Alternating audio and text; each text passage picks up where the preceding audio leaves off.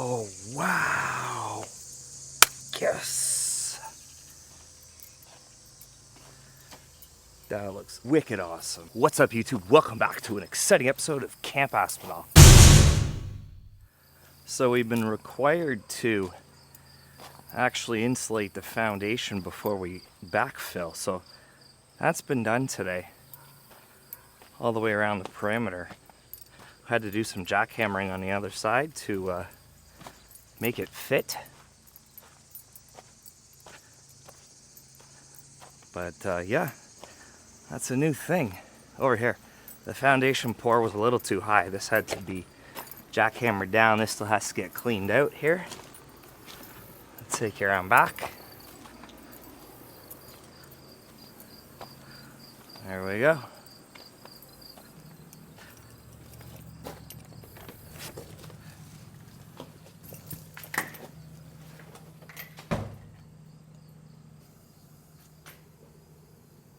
You see what I see? That, my friends, are some stairs. At the temporary and the temporary, but let's go upstairs. And before we head that way, check out our last couple of videos. The bathroom was framed. It's got a massive 12-foot ceiling, and here's where the bathtub and toilet are going to be, adjacent to the laundry. Right here, we're gonna have a stackable washer dryer, and the other bathroom upstairs out the door. But come on now. Let's go!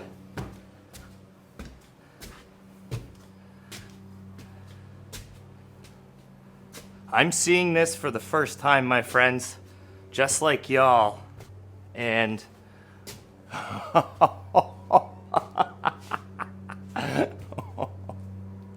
stop it right now. Look at this place. We are upstairs. Wow. I can't even believe it's huge. This is where the other bathroom's going to be. So there's gonna be another wall framed here. I've never looked out this window. It is hot up here, but I am on cloud 9. I am on cloud 37. This place is huge. The footprint of this is bigger than the footprint of the garage we live in at home. This dormer is going to stay. This is going to be full space upstairs, livable space. Let me give you the full tour. You're sitting in the bathroom right now currently, but look at this. It's almost 12, 13 feet wide. It's a full standard 9-foot ceiling in the middle here. That span is 4 feet wide at the 9 feet. So you only deal with the slope here on this smaller section. This dormer is a full ceiling here. And then of course, all this space from the stairs. This is where the bathroom's going to be. And it is going to stick out past this point here about 2 feet, which is why the whole place got shifted down. You get to make up for it on this side, which also faces beautiful Lake Erie. If you're just joining us, everything you see up here is brand new. This was originally a 21 by 20 square footprint garage. No hydro, no plumbing, nothing. But it did have a loft right here where we're sitting, accessible by the pull-down stairs you see in National Lampoon's Christmas Vacation. We found a loft, we found a mattress, and a bucket. So we were left to infer what this space was used for. It was an off-grid cabin garage located at the lake that somebody used just simply for sleeping in. And it was a teardown. It was pretty close to a teardown, but we decided to leave that footprint and bump it out 4 feet. All the vents done. Well, I was sitting here talking to you, and check that out. Look at that, it's a roof vent. And I see daylight. Well, there you have it. Look, it's just, it's beautiful. I just can't even. It's huge. Look at this. We'll show you the views from the front. We still have all this storage in the knee wall too. I don't know what we'll do in there, but it's summer, so you can't see the lake, but it's right there from here. Wow! It's 175 degrees up here. But we got the shot. We did the filming, we came, we saw, we conquered, we're completely soaked, but we're not complaining. Hit that like button. I can't even believe this. Okay, one final walk around. And then we'll go down the stairs. I'm afraid to walk on these. I wasn't up here if anybody asks. There's no hand railing, it's not up to code. All right, oh, feel the temperature change down here. Look at this place. So downstairs bathroom, right here. So that it can share the vent that I showed you up in the upstairs roof. Smart, eh? Hey, vent this bathroom out that same vent.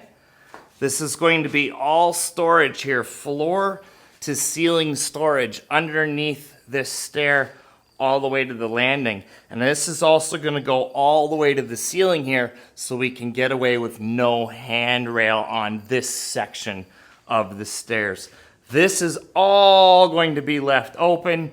This is going to be laundry, stackable, of course, beside the plumbing. It just makes sense to put that here.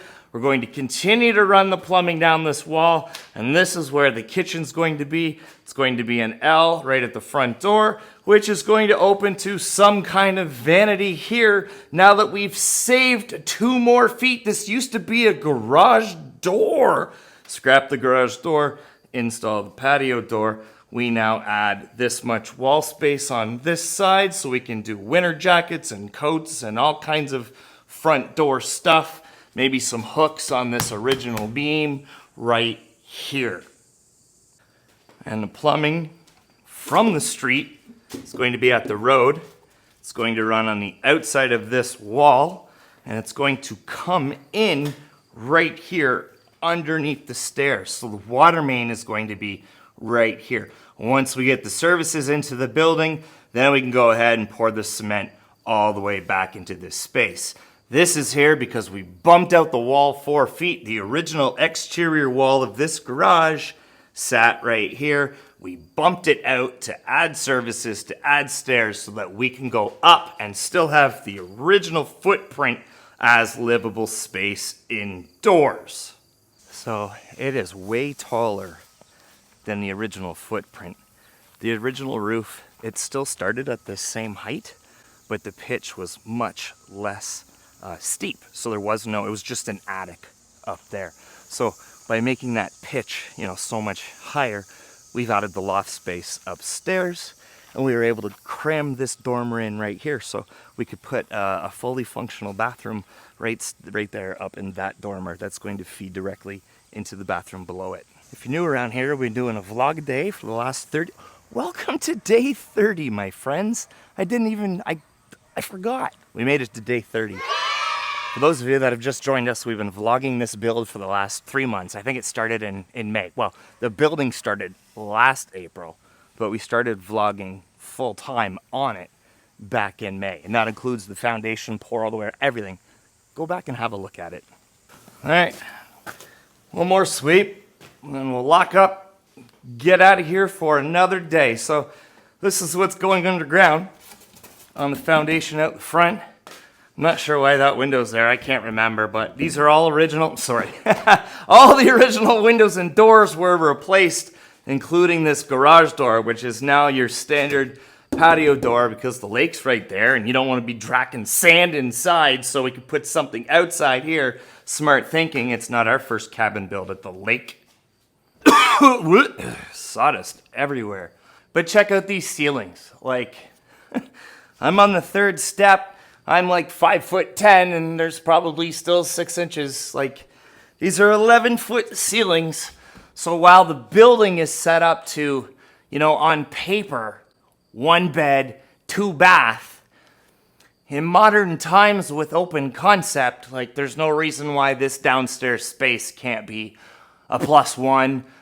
There's no reason why where you're sitting by the patio door, there can't be another partitioned wall as if there was still a garage here. We just don't want to do that. If we decide not to rent and we do go the resale value, we'll do some research and figure out, legally 2 bedrooms is a better flip than a 1-bedroom place. But, with massive ceilings and a massive loft and the double bedrooms, or excuse me, the double bathrooms, it does change things slightly. So it's exciting. We've never done a project quite like this. We've never had a house cabin with no bedrooms, so to speak, although our house at home is exactly the same. Original garage with a new upstairs loft. Man, this is an original wall. I love that managed to stay. So according to the municipality and the building department, we're able to do a renovation, an addition on the existing garage. Rather than tear it down and rebuild, there's some loopholes, pros and cons to doing it that way, but that's the direction we chose to go. Make this an addition. Must leave, this wall original and the front wall original, and then we're allowed to go up because it was sort of grandfathered in as a garage. It did have to meet brand new specifications. August of 2023, we had a new record high of flood rainwater, and so that set the new minimum high in terms of how high buildings need to be structured in proximity to the lake. The floodplain goes right through this building. This property is the cutoff. The lot next door does not need to satisfy the new flood parameters, but this building does. And it did. It was determined that this slab floor is high enough. It still satisfies the new elevation. So we don't have eaves currently. We don't have water management systems in place currently. But the flooding in the last 100 years has never been higher than the footprint of this cement slab here. All right, guys. Let's get out of here. Girls, peoples, everybody. I say guys because it's recommended on YouTube to use that word. That is the only reason I say guys. I try to say friends and fam and peoples and all the things. Want to be mindful and inclusive. I just thought I'd share that because guys came out of my mouth and I don't feel like editing it out. Let's go. I asked Steph if she wanted to come on this adventure. She was at home reading a book, and she said, nope, I'm tired of having my hopes high about new stairs and having no stairs there, and now we have stairs. So $20 says, I'm right back here with Steph in 5 minutes. Well, friends, we made it back. Happy Friday Eve. I think it's Thursday, August 7th, I think. Oh, so next on the agenda is we have to do the electrical.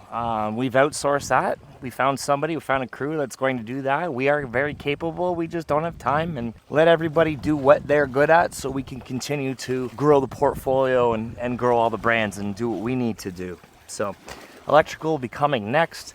We've got more work to do on the shower here. The cement cured and looks amazing upstairs. Steph's got about 17 more coats to do there. Our podcast is a go. There's so much to share. I can't wait to share it all with y'all. But that'll have to be another day. So you're going to want to hit that subscribe button. You're going to hit the like button on this video if you haven't done that already. Well, I think we're going to end this video here. So peace and love from Canada's most southern mainland shoreline. Give somebody close to you a hug. Tell them they matter. Don't forget you matter. Day 30, friends. We did it. See y'all tomorrow.